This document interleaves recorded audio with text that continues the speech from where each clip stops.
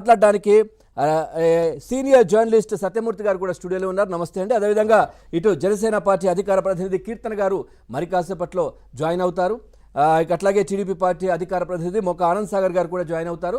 అందరికీ నమస్తే అండి. జాయిన్ అయ్యారు ఆల్రెడీ.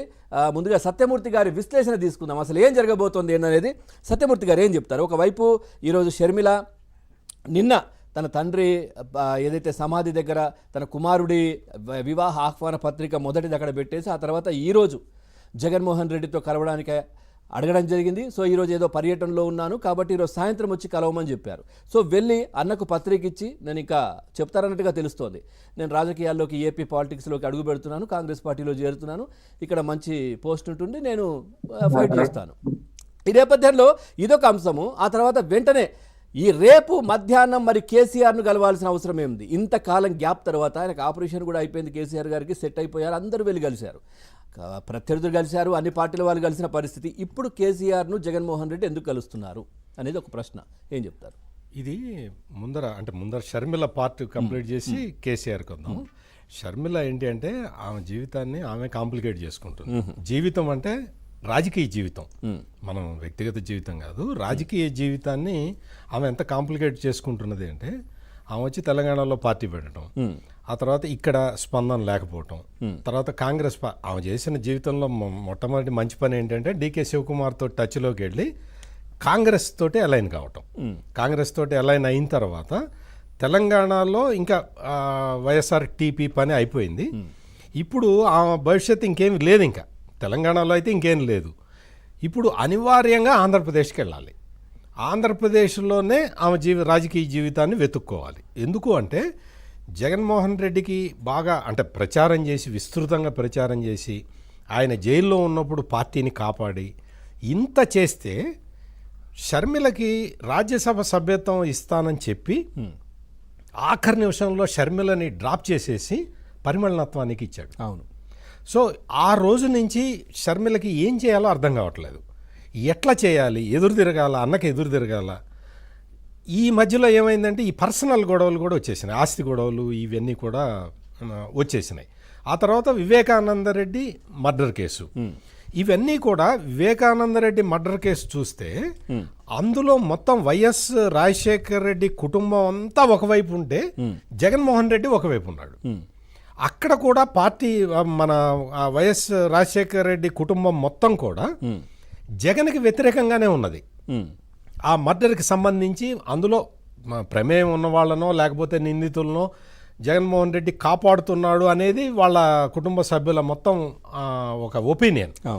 ఈ విధమైన పరిస్థితుల్లో ఆస్తి తగాదాలు, ఈ ఆస్తి తగాదాలు, ఈ మర్డర్కి సంబంధించిన విషయాలు ఇవన్నీ కలిపి మొత్తం కలగా పులగం అయిపోయి ఉన్నాయి. రాజకీయంగా ఒక నిర్ణయం తీసుకోవటం అనేది షర్మిలకి చాలా కష్టం. అటువంటి పరిస్థితుల్లో ఆమె ఉన్నది, నిన్న మొన్నటి వరకు ఉన్నది. కాకపోతే ఏంటంటే కొంతవరకు తెగించింది. దీని వెనక ఏంటి అంటే బ్రదర్ అనిల్, షర్మిల భర్త బ్రదర్ అనిల్, అతని ప్రోత్సాహం ఎంతైనా ఉంది. ఆయన ఏంటంటే ఆయన ఢిల్లీలోనే క్యాంపు చేసి ఉన్నాడు, గత వారం రోజుల నుంచి ఢిల్లీలోనే క్యాంపు చేసి ఉన్నాడు. ఆయన ఫోర్స్ చేస్తున్నాడు. ఫోర్స్ ఒకటి, ఆ చెల్లి కంటే ఎక్కువ అవమానాలు పడ్డారు ఆయన.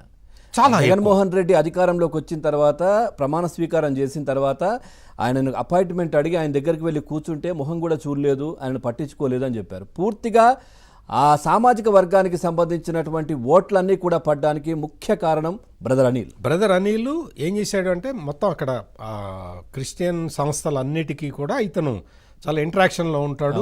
ప్లస్ ఆ మీటింగ్స్లో కూడా చెప్పాడు, ఈసారి మనం జగన్ అన్నను గెలిపించుకోవాలి అని చెప్పిన వ్యక్తి బ్రదర్ అనిల్.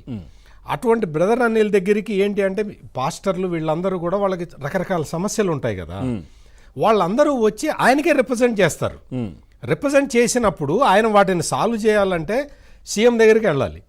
సీఎం దగ్గరికి వెళ్తే చాలా అవమానాలు ఎదుర్కొన్నాడు. దాంతో ఆయన ఆంధ్రప్రదేశ్ వదిలిపెట్టి వచ్చేసాడు. తర్వాత మొన్న మళ్ళీ ఈ మధ్యకాలంలో వెళ్ళి ఆయన మీటింగ్స్ అవన్నీ పెట్టుకొని మళ్ళీ మనం ఈసారి జాగ్రత్తగా ఓట్లు వేయాలి అని చెప్తూ ఉన్నాడు.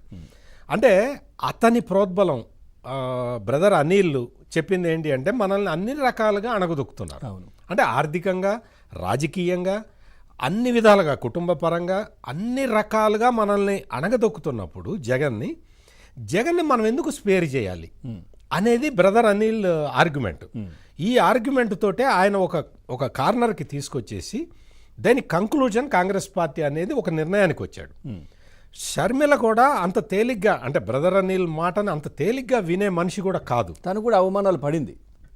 ఎగ్జాక్ట్లీ, తను కూడా అవమానాలు పడటం, ఈ ఆస్తి గొడవల కన్నా కూడా మెయిన్గా అండి వివేకానంద రెడ్డి మర్డర్ కేసు. అవును, అది వాళ్ళ కుటుంబం మొత్తాన్ని షేక్ చేసిన అత్యంత దగ్గర, అంటే బాబాయే కానీ తండ్రిలాగా, అంటే రాజశేఖర్ రెడ్డి ఎలా చూసుకున్నారో ఆ విధంగానే తను కూడా ఆ విధంగా ఉండేవారు. అంత క్లోజ్గా దగ్గరగా ఉండే వ్యక్తికి అట్లా జరిగితే అసలు ఏంటి, తల్లిని చెల్లిని అంటే వాళ్ళ కూతుర్ని కూడా పట్టించుకోకుండా, ఎవరు సునీతను కూడా పట్టించుకోకుండా, ఈ కేసుకు సంబంధించి చూడకుండా, మరి దీంట్లో ఇన్వాల్వ్మెంట్ ఎవరెవరు అయ్యారో కూడా క్లియర్గా తను కూడా ఒకసారి సిబిఐ ఎంక్వైరీలో కూడా చెప్పిన పరిస్థితి కనిపించింది.